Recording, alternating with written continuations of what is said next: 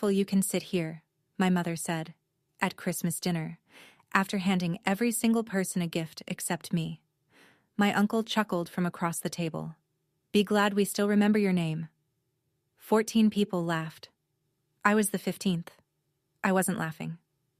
I looked at the empty space in front of me, the only spot on the table with no wrapping paper, no ribbon, no card. And something clicked. Not rage. Something quieter. Something final. I smiled and said 3 words. Good to know. 2 weeks later, every one of those 14 people was standing at my door, some crying, some screaming, some begging. Because the thing about being invisible is nobody notices what you carry until you put it down.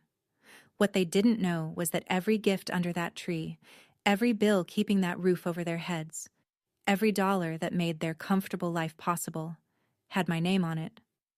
And I was about to stop pretending it didn't. Before I go on, if this story resonates with you, take a moment to hit like and subscribe, but only if you genuinely connect with what you're hearing. Drop a comment and let me know where you're watching from and what time it is, where you are. I'd love to know. My name is Eliana. I'm 27 years old, and this is the story of how I stopped paying for a family that forgot I existed. Now let me take you back to Christmas Eve, the night everything changed. I pulled into my mother's driveway at 6:10. The house was already glowing, string lights across the gutters, a wreath on the front door, candles in every window. You'd think it was a magazine shoot. You'd never guess that every penny keeping those lights on came out of my checking account. I grabbed the dish from the passenger seat, mac and cheese, baked from scratch, because my mother had texted me 3 days earlier. Not, "Merry Christmas," not, "Can't wait to see you," just, "Bring mac and cheese." The big pan. So I did. Like I always did. When I walked through the front door, 14 family members were already scattered around the living room, cousins on the couch, Uncle Rick in the recliner with a beer, Aunt Louise refilling the punch bowl, and my little sister Megan standing next to the Christmas tree, phone out, taking a selfie with our mother. Nobody looked up. I stood in the doorway holding a 9-pound casserole dish and waited for someone, anyone, to say hello. 3 seconds. 5. 8. My mother finally glanced over Megan's shoulder. "You're late. Put the dish in the kitchen. No hug. No Merry Christmas. No, thanks for driving 40 minutes after a 12-hour night shift." I walked through the living room, past my cousin Marcus, who didn't move his legs off the ottoman, past Uncle Rick, who raised his beer but didn't raise his eyes, past the Christmas tree, where a pile of beautifully wrapped gifts sat in a perfect pyramid underneath. In the kitchen, I set the dish on the counter and looked through the doorway at the dining table. 14 place settings, real plates, cloth napkins, the good glasses, and at the far end, squeezed between the wall and the kitchen doorway, a metal folding chair. I didn't have to ask who it was for. The sound of wrapping paper crinkling under the tree drifted through the house, and I remember thinking, this feels like every Christmas. I just never let myself say it out loud before. Dinner was loud and warm, for everyone else. I sat on the folding chair, which wobbled every time I reached for the breadbasket, and I smiled and passed dishes and refilled my mother's water glass twice without being asked, because that's what I do. That's what I've always done. After the plates were cleared, by me, obviously, my mother stood up and walked to the Christmas tree. The room got excited. This was the moment. Diane Ingram's annual gift ceremony. She picked up the first box. For my beautiful Megan. A soft gasp from Megan as she opened it. AirPods Pro. The newest ones. $249. I knew the price because I'd seen them in my mother's Amazon cart 3 weeks ago on the account that was linked to my debit card. For my baby brother Rick. A North Face puffer jacket. Rick held it up like a trophy. $350. For cousin Sarah. You deserve this, honey. A gift card and a candle set. For Louise, my rock. A cashmere scarf. For Marcus. A watch. On and on she went. 13 gifts, each one handed over with a warm word, a hug, a little performance of generosity. I counted. 13 boxes opened, 13 smiles, 13 thank yous. Nothing in front of me, not a card, not a candy cane, not even my name. My mother sat back down and smoothed her napkin on her lap like the show was over. I heard my own voice before I realized I was speaking. Quiet, almost a whisper. Mom, did I? She didn't even turn her head. Just cut me off mid-sentence, eyes still on the table. Be grateful you can sit here. The room went silent for exactly half a second. Then Rick filled it. Be glad we still remember your name, Rick said, leaning back in his chair with that grin, the one he always wore when he was about to get a laugh at someone else's expense. And the room gave him exactly what he wanted. 14 people. Laughter. Not the sharp, cruel kind.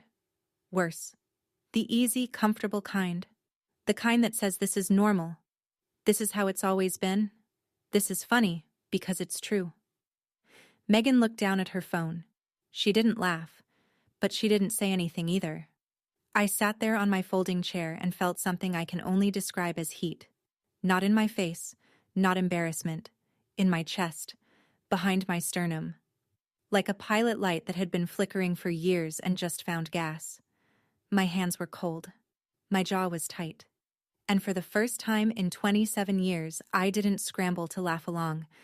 I didn't say, oh, stop, or you guys are terrible, or any of the little scripts I'd memorized to make everyone comfortable with treating me like furniture. I looked at my mother. She was already talking to Louise about New Year's plans. I looked at Rick. He was pulling the tag off his new jacket.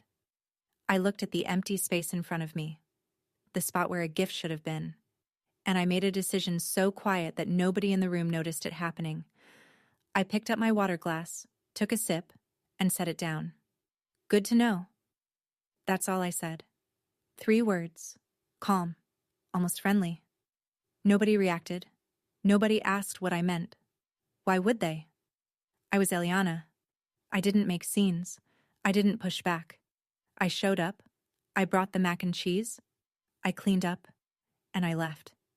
2 weeks later, they'd learn what good to know actually meant. I stood up, folded the metal chair, and leaned it against the wall. Nobody noticed that either. I grabbed my coat from the pile on the armchair and pulled it on. Merry Christmas, everyone. A few people mumbled something back. One cousin waved without looking. Megan was already showing her new AirPods to Sarah. But then, from the corner of the room, I heard a small voice come through the iPad propped up on the bookshelf. My grandmother, Lorraine Harmon, 78 years old, watching the whole party from her room at the assisted living facility 30 miles away. Merry Christmas, sweetheart, she said. Her hand waved at the camera, a little shaky. Drive safe. Something cracked behind my ribs when she said that. Not because it was sad, because it was the only genuine thing anyone had said to me all night. Thanks, Grandma. Love you. I walked out the front door and didn't look back. The drive home took 40 minutes. I didn't turn on the radio. I didn't call anyone.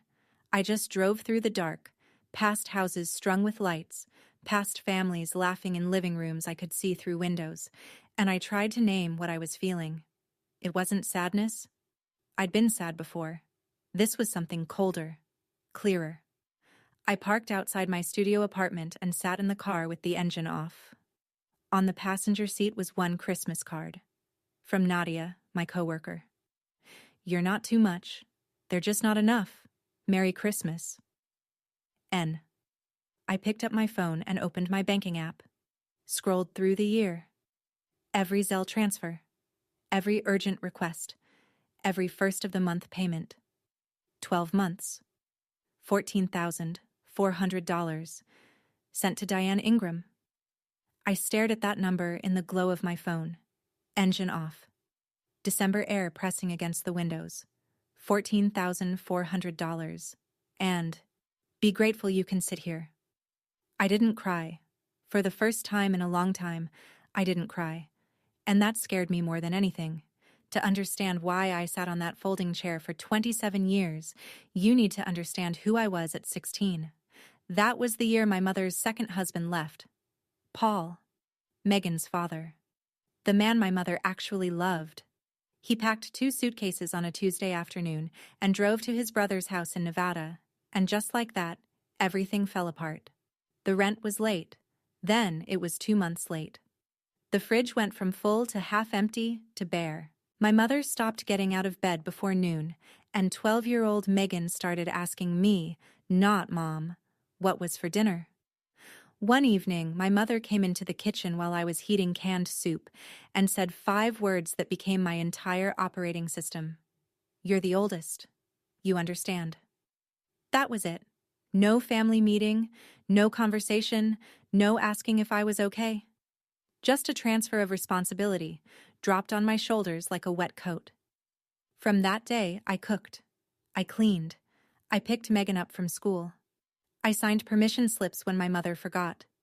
I got a part-time job at a sandwich shop downtown, 16 years old, scraping mayonnaise into bins at 11 p.m. on school nights, and handed my paychecks to my mother for groceries.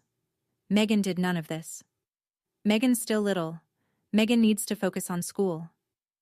I was 4 years older. Apparently that made me staff. I remember the one time I brought home something for myself. I'd won first place at the district science fair. A real plaque, not a ribbon. I carried it through the front door like it was made of gold and taped it to the refrigerator next to Megan's drawings. The next morning, it was gone. My mother had taken it down to make room for Megan's birthday party guest list. I found the plaque in the junk drawer 2 weeks later under a pile of takeout menus. I never hung anything on that fridge again. Fast forward 6 years. I'm 22, freshly licensed as a registered nurse, working my first real job on the night shift at a community hospital. Tired all the time, but proud. For the first time in my life, I had a paycheck with a comma in it. The phone rang 3 weeks into my first month. Baby, I'm in trouble. My mother's voice. The soft one. The one she used when she needed something. I'm 2 months behind on rent. They're going to file paperwork. I don't know what to do. $2,400. That's what she needed. I'd barely finished paying the deposit on my own apartment. But she was my mother, and the old script kicked in before I could even think about it. I'll send it tonight, Mom. You're a blessing, Eliana. I'll pay you back when I'm on my feet. She never paid me back. Not that month. Not ever. What she did instead was find a new emergency every 30 days. The electric bill was past due. Megan needed a laptop for school. Rick's car broke down and he needed help. Because Rick lived with my mother now, apparently, and his problems were her problems, which meant his problems were my problems. The requests stopped being requests. They became expectations. My phone would buzz on the first of every month like an alarm, and my mother's tone shifted from grateful to administrative. Send it before Friday. I need it before Friday. No, please. No, thank you. Just a deadline. I told myself this was what family did. I told myself I was lucky to be in a position to help. I told myself a lot of things at 3 a.m. between patient rounds while my bank balance dipped lower and lower, and my savings account stayed at exactly 0. The Zelle notifications became a rhythm I stopped hearing, the way you stop hearing a clock that's always ticking. Thanksgiving, the year before the Christmas that changed everything. My mother decided to host. Big dinner, the whole family, the works. She called me 2 weeks in advance. I need $800 for groceries and decorations. This is important, Eliana. The family hasn't been together in 2 years. I sent it. $800. More than a week's take-home pay. I figured at least I'd be part of something. At least there'd be a moment where she looked at me across the table and I could see something that felt like recognition. The table was beautiful. Turkey, glazed ham, 3 kinds of pie. Real centerpieces with candles and little pumpkins. My mother had outdone herself, or so everyone believed. After the meal, she stood up, clinked her glass with a fork. I just want to say something. Her voice cracked with practiced emotion. Being a single mother has been the hardest thing I've ever done. But looking at this table, at all of you, I know I did something right. I did this all by myself, and I'm proud of that. The room erupted. Applause. Aunt Louise wiped her eyes. Diane, you're amazing. I don't know how you do it. My mother pressed a hand to her chest and mouthed, "Thank you." I sat at the end of the table, not a folding chair that year, but close, and felt every word land like a brick on my sternum. She did this all by herself. All by herself. I looked at the turkey, my money, the centerpieces, my money, the house we were sitting in, my lease, my money, my name on the dotted line. And then Rick leaned across the table and said to me, grinning, "You should learn from your mother, Eliana. She never complains." I picked up my fork, stabbed a piece of pie, and smiled so hard my jaw ached. 6 months before Christmas, July, the hottest week of the year and the one time, the only time. I tried to say something. I'd been up for 20 hours. Double shift. My feet were swollen. My scrub smelled like antiseptic. And when I got home, I sat on the edge of my bed and opened my banking app out of habit. The numbers stared back at me, and for one reckless moment, I let myself feel what I'd been burying. I called my mother. "Mom, I need to talk to you about the money." "What about it?" "I've been sending every month for 3 years, and I think I just need to cut back a little. I'm trying to save for—" She cut me off like I'd said something profane. "So you're going to let your mother be homeless? After everything I sacrificed?" "Mom, that's not what I'm—" Phase 2. The tears. I could hear them activate on the other end of the line like someone flipped a switch. "I gave up my life for you girls. I put food on the table when your father walked away. And this is what I get?" I tried one more time. "I'm not saying I'll stop completely. I just—" Phase 3. The weapon she knew I couldn't block. "Fine." Her voice went flat. "Ice. I'll tell the family. I'll tell them you refuse to help your own mother. Let them see what kind of daughter you are." And there it was. The thing I feared more than an empty bank account. The family verdict. The label. Selfish. Ungrateful. Bad daughter. I closed my eyes. The fight drained out of me like water through a crack. "Never mind, Mom. I'll send it this Friday." After the call, I sat on the bathroom floor with the faucet running so my roommate wouldn't hear me cry. That was 6 months ago. 6 months of silence, 6 more transfers, 6 more emergencies. And then came Christmas Eve, the folding chair, the empty spot, and 3 words that would change everything. December 26th, 6 a.m. No sleep. I sat at the small table in my studio apartment with a cup of coffee I didn't drink and my laptop open to my bank's website. The screen glow was the only light in the room. I downloaded every statement from the past 4 years. 48 months. 48 PDFs. I sent them to the printer at the corner of my desk, the little inkjet I'd bought secondhand for nursing school, and listened to it pull page after page after page. Then I sat down with a yellow highlighter and went through every sheet. Zelle to Diane Ingram. $1,200.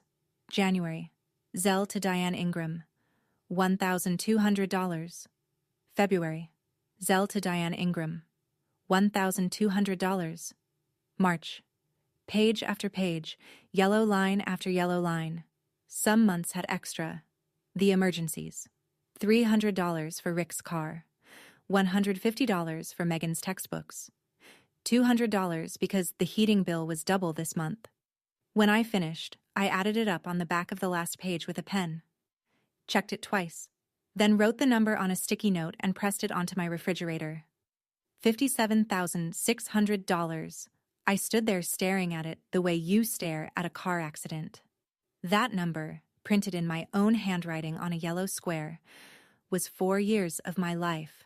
4 years of night shifts and double shifts and protein bars for dinner because I couldn't afford groceries after the first of the month transfer. $57,600. And she bought everyone a gift except me. I thought about the AirPods, the North Face jacket, the cashmere scarf, the watch. 13 gifts, probably $2,000 to $3,000 total. Where did that money come from? My mother worked part-time at a thrift store. She didn't have $3,000 to spare. unless she did, because I'd been handing it to her. The printer had gone quiet. The coffee had gone cold. And something inside me had gone very, very still. December 27th. Night shift. The ER was slow for once, a miracle in winter. And Nadia and I ended up in the break room at 2 a.m. with vending machine coffee and 15 minutes to kill. Nadia Cole was the closest thing I had to a best friend, 29, sharp, no filter, the kind of nurse who could start an IV in a moving ambulance and tell you exactly what you needed to hear while doing it. She'd given me the only Christmas card I received this year. "So," she said, stirring powdered creamer into her cup, "how was Christmas?" I'd planned to say, "Fine." I'd practiced the word in the car on the way to work. But when I opened my mouth, what came out instead was everything. The folding chair, the gifts, my mother's voice, Rick's joke, the laughter, the number on the sticky note. My hands shook around the coffee cup. Nadia noticed. She didn't interrupt. When I finished, she was quiet for a long time. Then she set down her cup and looked at me like a surgeon looks at an X-ray. "Eliana, that's not family. That's a subscription they forgot to thank you for." I let out a breath I didn't know I was holding. She asked 2 questions. Direct, no ceremony. "Whose name is on the lease?" I blinked. "Mine. I signed it when Mom's credit was too low to qualify." "And does your family know you're the one paying for everything?" "No. Mom tells everyone she handles it herself." Nadia leaned back in her chair. The vending machine hummed behind her. "Then you have 2 things they don't know about, the bank statements and the lease. And that's not revenge, Eliana. That's just the truth." The break room was quiet, just the hum of the vending machine and the faint beep of a monitor down the hall.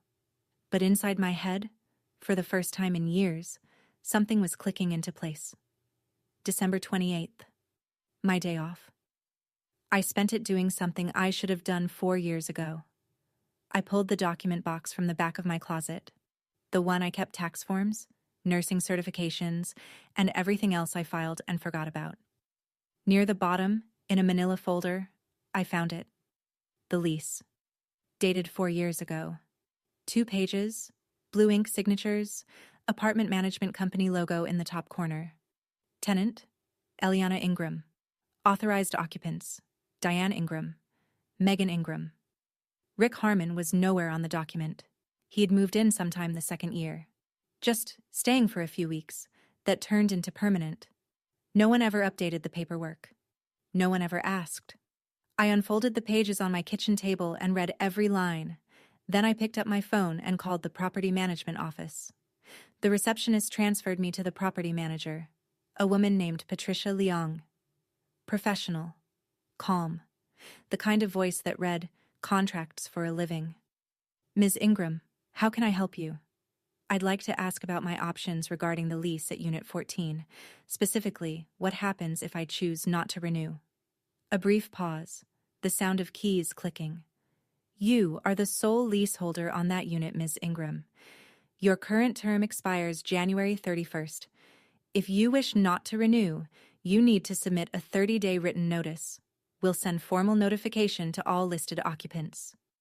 "And if someone living there who isn't on the lease, if they refuse to leave?" "Anyone not on the lease has no legal standing to remain after the term expires. That would be handled through standard procedures." I thanked her and hung up. Then I sat there looking at the lease, the bank statements, and the calendar on my phone. January 31st. 33 days away. 33 days. And the woman who told me to be grateful I could sit in her house was sitting in mine. December 29th. I drove 30 miles to Greenfield Assisted Living with a small bouquet of carnations and a container of homemade brownies. My grandmother's room was warm and smelled like lavender hand lotion. She was sitting in her recliner by the window when I walked in, reading glasses low on her nose, a crossword puzzle in her lap, the TV playing some Christmas movie with the volume turned down. Lorraine Harmon, 78 years old, the only person in my family who had ever looked at me like I was enough. "There's my girl," she said, and her face lit up in a way my mother's never had. I sat on the edge of her bed, and she asked how Christmas went, And I tried. I really tried. To say it was fine. But her eyes caught mine, and there was no lying to this woman. There never had been. So I told her everything. She listened without moving. When I got to the part about the folding chair, her jaw tightened. When I got to Rick's comment, her hand gripped the arm of the recliner. When I finished, she took off her glasses and cleaned them slowly, the way she always did when she was choosing her words. I knew Diane favored Megan, she said quietly. I've told her. More than once. But I didn't know you were paying for all of it, sweetheart. She told me she was managing on her own. I pulled up the bank statements on my phone and held it out to her. She adjusted her glasses and scrolled through the screen, line by line. Her hand trembled. Not from age this time. $57,000. Her voice was barely a whisper, and she told me she was managing on her own. She set the phone down and took both my hands. Her grip was stronger than I expected. You listen to me, Eliana. You don't owe anyone for the privilege of being mistreated. And if you need me to say that in front of the whole family, I will. Behind us, the TV played silent scenes of a family opening presents around a fireplace. Neither of us looked. December 30th. My shift ended at 6 a.m. The sun wasn't up yet. I sat in my car in the hospital parking lot with the engine off and the heater fading. I opened the Notes app on my phone and started a list. Things I currently do for my family. Rent. $1,200 per month. Utilities. Approximately $150 per month. Random emergencies. Approximately $200 per month average. Organize Thanksgiving dinner. Organize Christmas dinner logistics.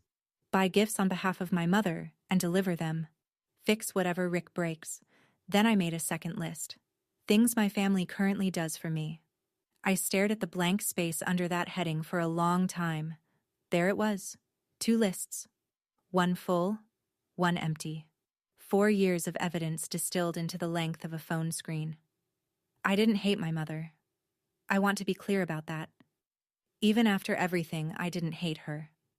I hated what I'd become in her story. The invisible engine that kept the lights on so she could stand in the glow and take credit. But I couldn't pay $1,200 a month to sit on a folding chair anymore. I couldn't fund a performance I wasn't even cast in. The plan was simple. 4 steps. Stop sending money. Starting January 1st. Don't renew the lease. Submit the 30-day notice through Ms. Leong. Send the bank statements to Megan. Not to punish her, but because she deserved to know where her life had actually been coming from. And the last step? The hardest one? Do nothing else. Don't argue. Don't explain. Don't chase anyone. Just let the truth and the consequences arrive on their own schedule. I typed one more line at the bottom of the note. If they ask why, tell the truth. But don't knock on anyone's door. I put the phone down and started the car. The sky was turning gray at the edges. It felt like the first morning of something. At this point, I kept asking myself one thing. Why did I wait so long? 4 years. $57,000? And it took a missing Christmas gift for me to finally see the whole picture. Maybe I already knew. Maybe I just didn't want it to be true. Have you ever had that moment where you suddenly realized you'd been the one funding your own mistreatment? Tell me in the comments. I want to know I'm not the only one. January 1st. New Year's Day. For the past 4 years, this was the day I'd open Zelle and send the first transfer of the month. By now, it was muscle memory. Wake up, coffee, send $1,200 to Diane Ingram. Go about my day like it was normal. Like paying your mother's rent while she pretends she does it herself was just what Tuesdays looked like. This time, I opened the app, stared at the screen for 10 seconds, and closed it. No transfer. No explanation. No warning. At 9 a.m., I drove to the property management office. Ms. Leong was there. Navy blazer, reading glasses on a chain, a desk so organized it made my nursing station look like a crime scene. I sat across from her and slid the form across the desk. I'd like to submit my 30-day notice of non-renewal. She read it over, checked my identification, and pulled up the account on her computer. This will be effective January 31st. We'll send certified notice to the unit within 5 business days informing all occupants. Is there anything I need to provide? A reason? She looked up from the screen. No, Ms. Ingram. It's your lease. You don't need a reason. I signed the form. She handed me a copy. I folded it and put it in the folder I'd brought, the one that now held 4 years of bank statements, the original lease, and the notice. 4 years of my life pressed flat between manila cardboard. When I got back in my car, I sat for a moment with the folder on my lap. I expected to feel relief, or fear, or guilt. What I actually felt was strange, like taking off shoes that had been 2 sizes too small for 4 years and realizing my feet were a shape I didn't recognize anymore. The certified letter would arrive at my mother's door on January 5th. 5 days. A very quiet bomb with a very official return address, January 2nd. This was the part I almost didn't do. Megan was 23. She was finishing her last year of college, the degree my mother claimed to be funding through years of savings and sacrifice, the degree that was actually funded by the financial cushion I provided every month so my mother never had to choose between rent and tuition. Megan didn't know that, and part of me wanted to keep it that way because knowing would hurt her. And despite everything, I still didn't want my sister to hurt. But she deserved the truth. Not my version, not my mother's version. The documented, line-by-line, no-spin truth. I opened my email. Subject line, something you should know. I attached the scanned bank statements, all 48 pages, highlights and all. Then I typed the shortest email of my life. I'm not asking for anything. I just think you deserve to see where the money came from. Love, E. I hit send. The whoosh sound from the email app filled my apartment for half a second, and then silence. Heavy, permanent silence. I put the phone face down on the counter and waited. 2 hours. Nothing. 4 hours. Nothing. I went to work. Drove to the hospital. Clocked in. Took vitals. Changed an IV bag. Checked my phone in the break room at midnight like a teenager waiting for a text back. Nothing. Then, 1:47 a.m. My phone lit up. A text from Megan. 4 words. Is this real? My thumbs hovered. I typed back. Every line is from my bank. You can verify the Zelle transactions. 3 dots appeared. Disappeared, appeared again. Then, I need to think. And then nothing. For days. I set the phone down and went back to my patients. But the question sat in my chest like a stone. Would Megan stand with the truth? Or would she run back to the version that kept her comfortable? January 3rd, 8:14 p.m. I was on my couch eating leftover soup when my phone rang. The caller ID read, Mom. And for 4 years that word had made my stomach clench like a fist. This time, I picked up on the 3rd ring and set the phone on speaker. Hey, honey. Sweet. Light. The voice she used when she needed something but wanted to seem like she didn't. I think there was an issue with the transfer this month. My account didn't get anything. There's no issue, Mom. I'm not sending money anymore. Silence. 3 full seconds. I could hear her television in the background. Some game show. And then, even that seemed to go quiet. Excuse me? The sweetness was gone. You're going to let me lose this house? After I raised you? You didn't raise me, Mom. I raised myself while paying your bills. I have the statements to prove it. A sharp breath. Then the pivot I'd heard 100 times. Gears shifting. A new weapon loading. What statements? You're being dramatic. You helped a little here and there. That's what family does. $57,000 in 4 years is not a little here and there. We both know that. Another silence. Shorter this time. I could almost hear her calculating, running through the playbook, looking for the tool that had always worked before. And then she found it. Fine. Cold. Flat. A door slamming shut. I'll tell everyone what you're doing. Everyone will know what kind of daughter you are. And there it was. The threat that had kept me obedient since I was 16. The family verdict. The public shame. Except this time, for the first time, I had an answer. Go ahead, Mom.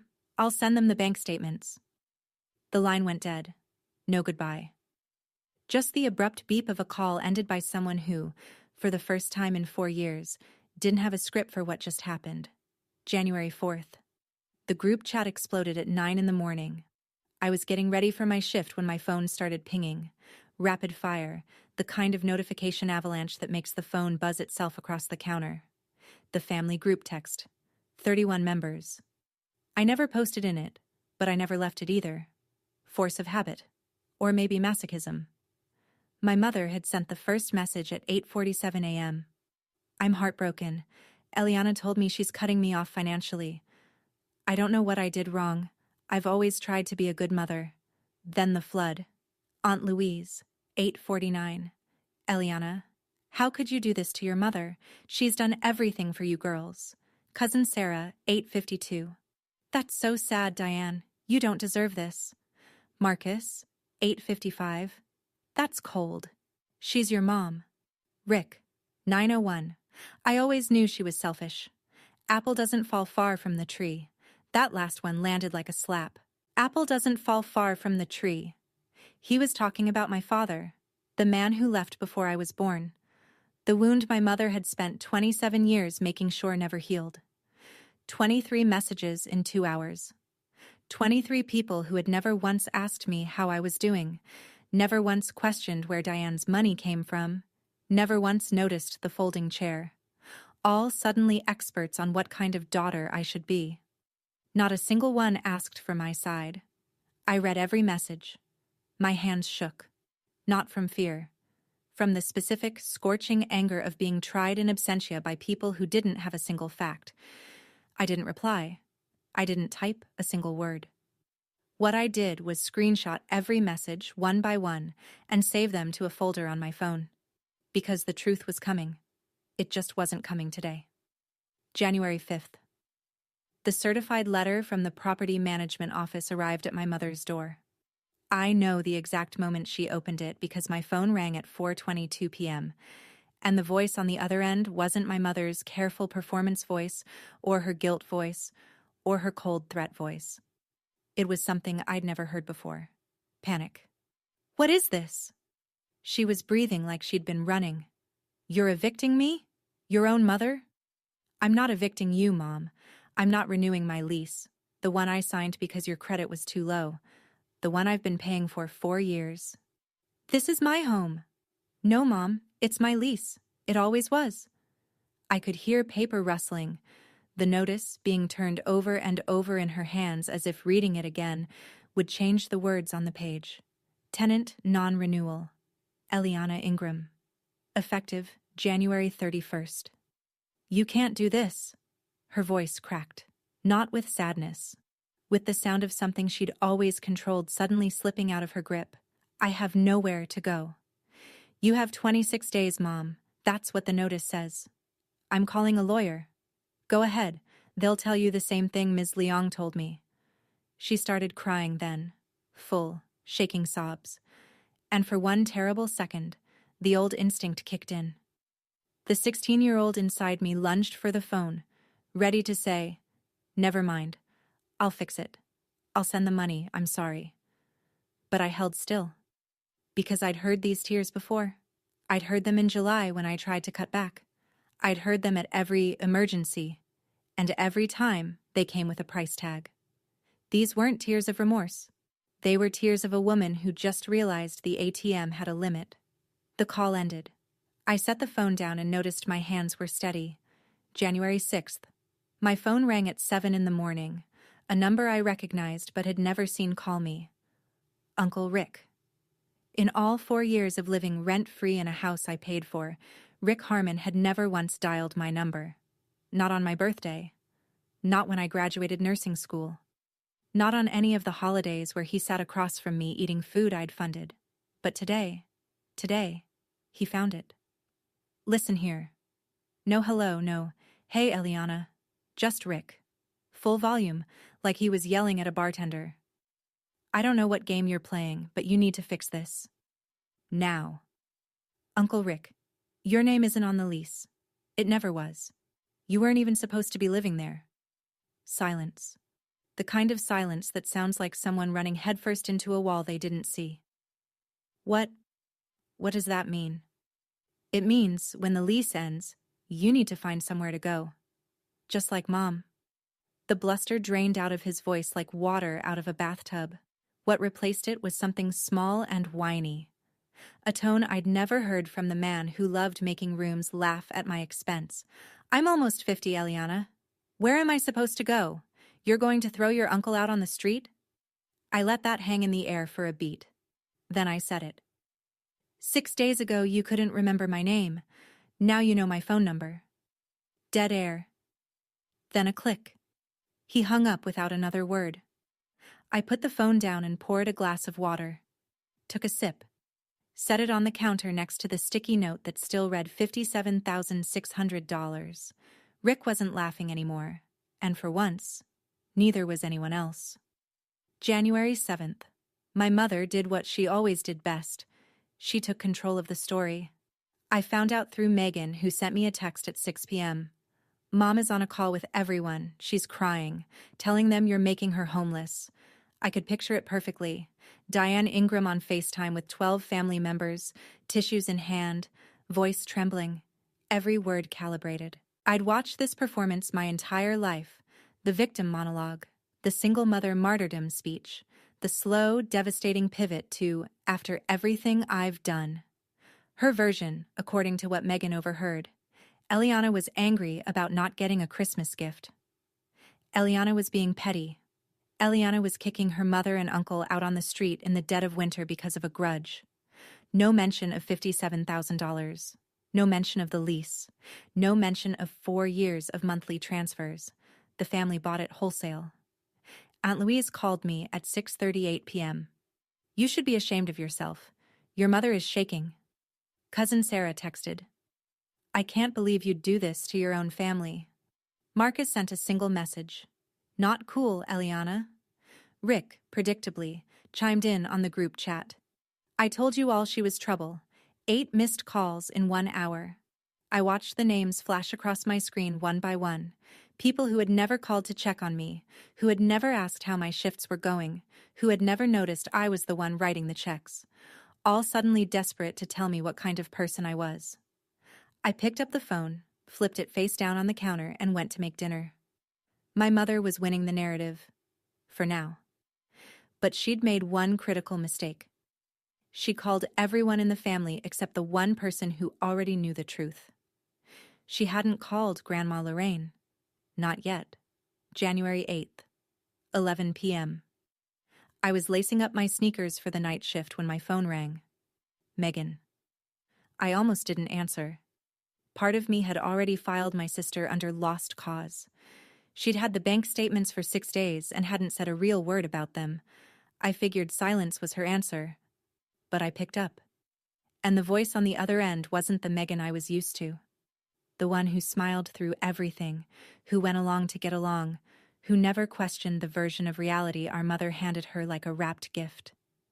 This Megan sounded like she'd been crying for hours. Eliana. I read everything, every single line. I sat down on the edge of my bed and said nothing. Waited. Did you really send Mom over $1,000 every month? For 4 years? Yes. And she... Megan's voice broke. She told me she paid for everything herself. She said my tuition support came from her savings. I closed my eyes. She doesn't have savings, Megan. She has my checking account. The sound that came through the phone was raw. Not the pretty crying my mother did for an audience. This was messy, real, the sound of someone whose entire foundation had just cracked down the middle. Why didn't you ever tell me? Because I didn't want you to feel guilty. I wanted you to have what I didn't. But I can't afford it anymore, Megan. Not the money. The silence. She was quiet for a long time. Then, what do you need me to do? I don't need you to do anything. I just need you to know the truth. Okay. A breath. Then softly, can I still call you? Like after this? Outside my window, the January wind pushed against the glass. Cold night. Long shift ahead. But for the first time in years, a phone call with someone in my family ended without me feeling smaller. Yeah, Meg, you can call me. January 9th. The mistake my mother didn't know she was making. With the rest of the family firmly on her side, Diane did what any desperate general does when the battle's going well. She went for the nuclear option. She called the one person whose word carried more weight than anyone else's in the entire Harmon family. She called Grandma Lorraine. I know exactly what happened because my grandmother told me afterward, word for word, in the quiet, precise way she tells everything. Diane called crying. Mama, Eliana is throwing me out on the street. I don't know what to do. I've sacrificed everything for that girl, and she's treating me like trash. Grandma Lorraine let her finish, didn't interrupt, didn't make a sound. Then she asked one question. Diane, who pays the rent on that house? A beat of confusion. I do. What does that have to do with... Diane, I've seen the bank statements. My grandmother said the silence that followed was the longest 3 seconds of her life, then 5, then 8. What? What statements? The ones that show Eliana has been paying $1,200 a month for 4 years. To you. Is that true, Diane? Nothing. No answer. No denial. No tears. Just dead air and the faint sound of my mother breathing. Your silence is all the answer I need.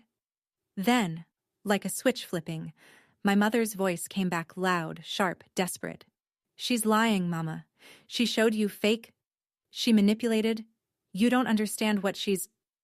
And my grandmother, 78 years old, sitting in a recliner in a room that smelled like lavender, said the sentence that ended the conversation. I raised you better than this, but apparently I didn't raise you well enough. Click. The phone went silent. And for the first time in Diane Ingram's life, the highest authority in the family had chosen a side, and it wasn't hers. January 10th, Sunday, 9 in the morning. I'd just come off a 12-hour shift. My scrubs were in the hamper, my hair was still damp from the shower, and I was standing barefoot in my kitchen pouring coffee into the one good mug I owned when I heard it. Not knocking, pounding. 3 heavy hits against my front door that rattled the deadbolt. Then my mother's voice, raw, wrecked. Nothing like the composed woman who hosted Christmas dinner 2 weeks ago. Eliana, open this door. We need to talk. A second voice. Rick. You can't hide in there forever. I set the coffee down and walked to the door. Looked through the peephole. 4 people in the hallway of my apartment building. My mother, front and center. Eyes swollen and red. In her left hand, the white envelope from the property management office, crumpled now, like she'd been gripping it for days. Her coat was buttoned wrong. Rick, 1 step behind her. Arms crossed, jaw tight. The bravado was there, but his eyes kept darting toward the stairwell like he was calculating his exit. Aunt Louise, off to the side. She wasn't angry. She looked confused, like someone who'd walked into the middle of a movie and couldn't figure out the plot. And Marcus, standing farthest from the door, hands in his pockets, clearly wishing he were anywhere else. My mother pounded again. I know you're in there. Please. Please. She said please. I'd waited 27 years to hear that word from her. And now that it was here, pressed against my door like a fist, it didn't sound like an apology. It sounded like a demand, wearing a mask. I looked at my coffee on the counter, looked at the door, breathed. Then I opened it. I stood in the doorway. Not inside, not outside, right on the line. My mother started immediately.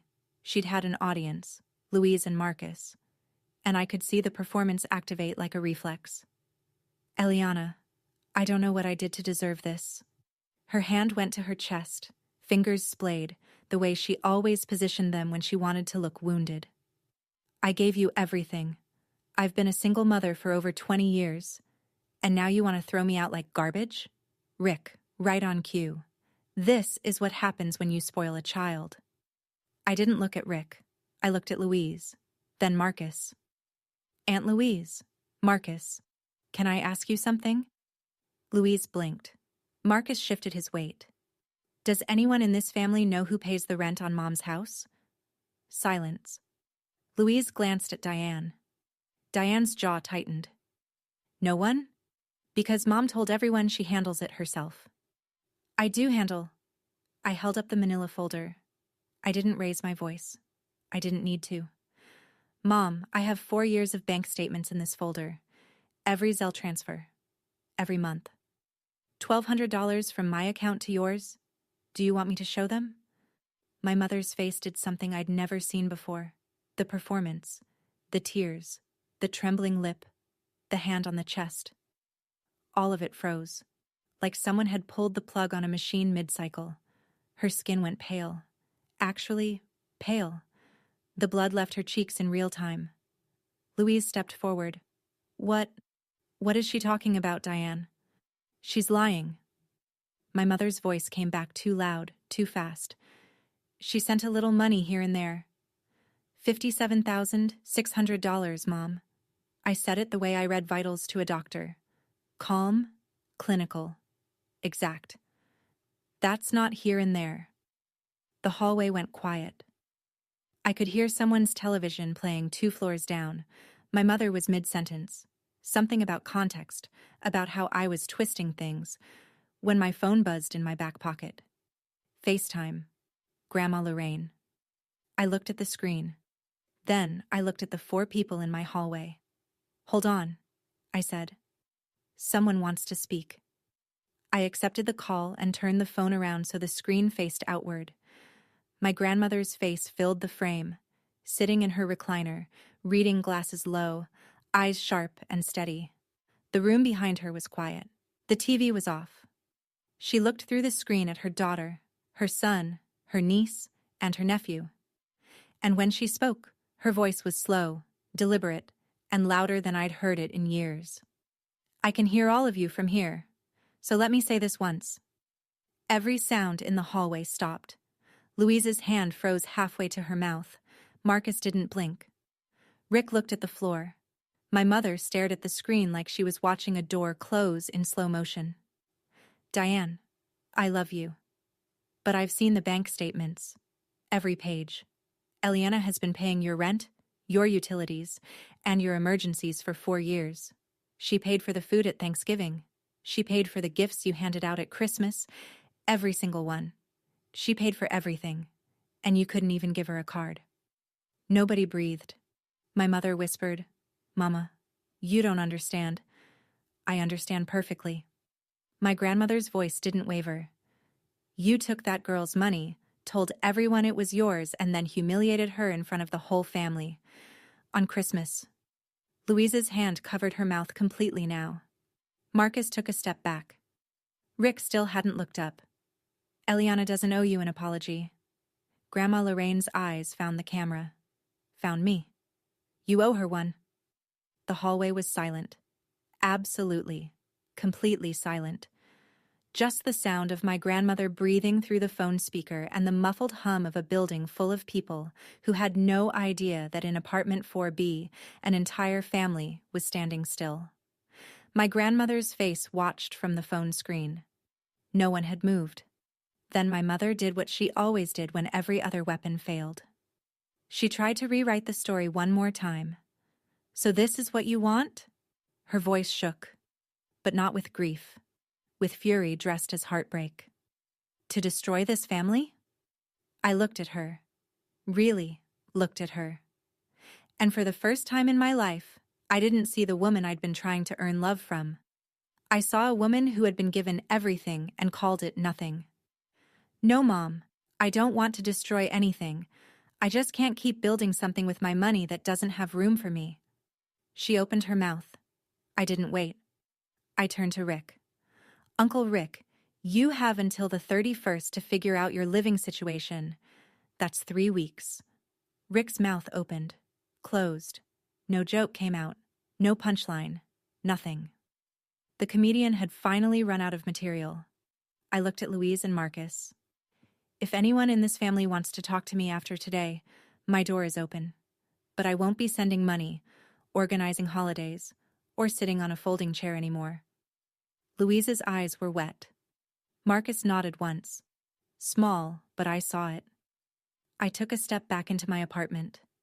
My hand was on the door. I love you, Mom. But I love myself enough to stop paying for a seat at a table that was never set for me. And I closed the door. Not a slam. Not a dramatic crash. Just a quiet, steady click. The sound of a lock engaging for the first time in 4 years. Through the door I heard nothing for a long moment. Then footsteps. Shuffling. Someone crying softly. Then the stairwell door opened and closed, and the hallway was empty. I stood with my back against the door, both hands flat against the wood, and breathed. It was over. And I was still standing. After I closed that door, I stood there for a full minute, hand still on the knob, wondering if I'd just made the biggest mistake of my life or the best decision. And honestly, I still wonder sometimes. Do you think I went too far? Or not far enough? Because I didn't yell. I didn't curse. I just stopped paying. Was that wrong? Let me know in the comments. I've read every single one, and some of your stories hit harder than mine. January 31st. The lease expired. I wasn't there when they moved out. I didn't need to be. Ms. Leong confirmed by email that the unit was vacated on time and the keys were returned to the office. Professional, clean, final.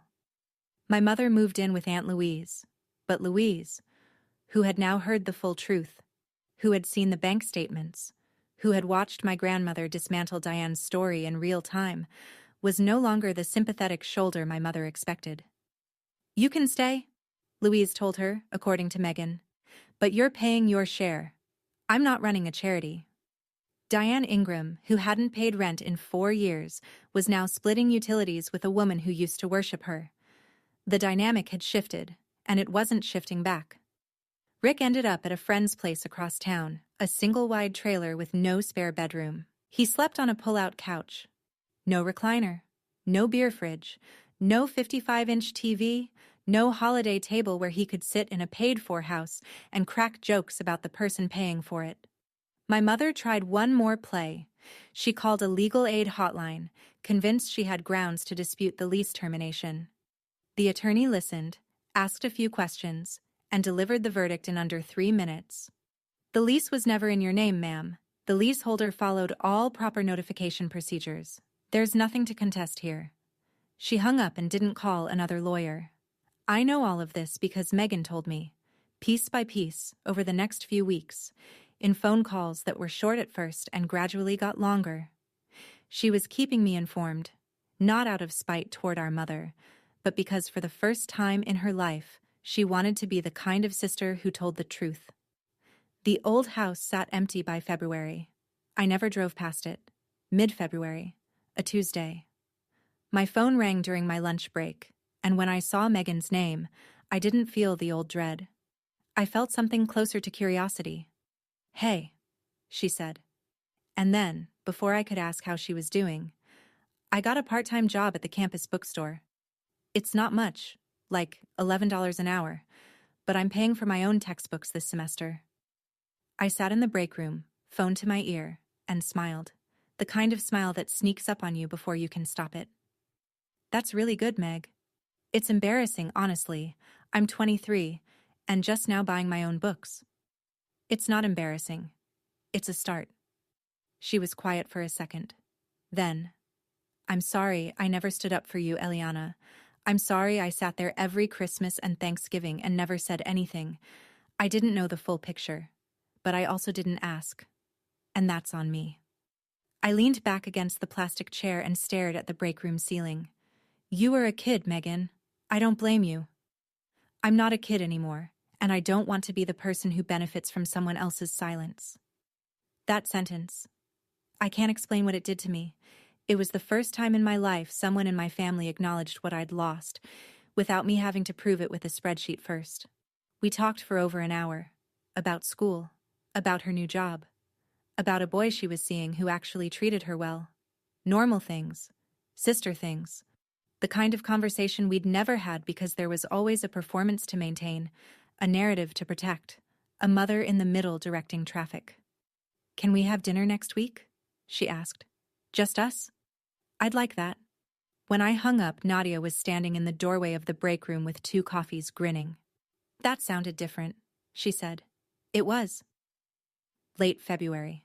I was folding laundry when my phone rang. The caller ID said Mom, and I stood there for 3 rings, a pillowcase in one hand, deciding. I answered. Her voice was different, tired, stripped of its usual polish, like she'd rehearsed something and run out of energy halfway through. Eliana, I've been thinking. Maybe I wasn't fair to you. At Christmas.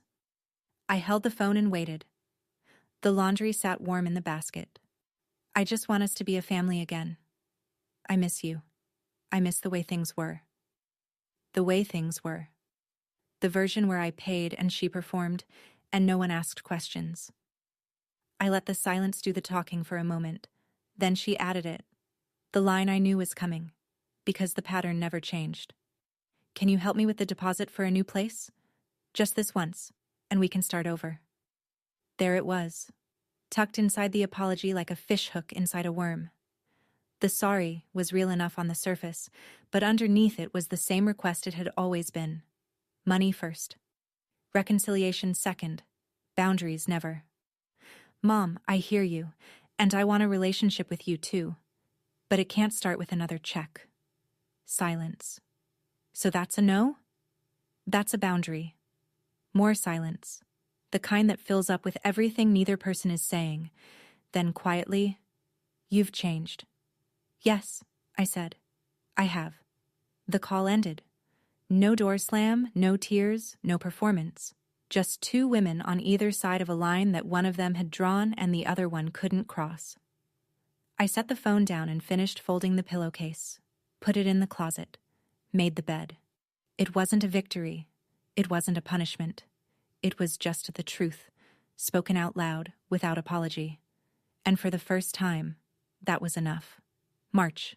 My studio apartment is small, 400 square feet. 1 window that faces east, so the morning light comes in early and lands on the kitchen counter where I drink my coffee before my shift. The refrigerator has 3 things on it. Nadia's Christmas card, still taped to the top corner. A selfie of me and Megan from last week. Dinner at a Thai place near her campus.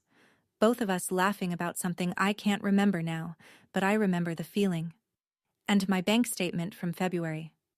The first month in 4 years where I saved $1,200 instead of sending it away. I don't hate my mother. I want that to be clear. I don't sit around imagining her struggling. I don't celebrate her discomfort. She's still my mother, and there's a part of me that will always wish she'd chosen to see me, but I can't fund invisibility anymore. I can't write the checks and sit on the folding chair and call it love. We're not estranged. Not exactly. I told her my door is open, and it is. But the terms have changed.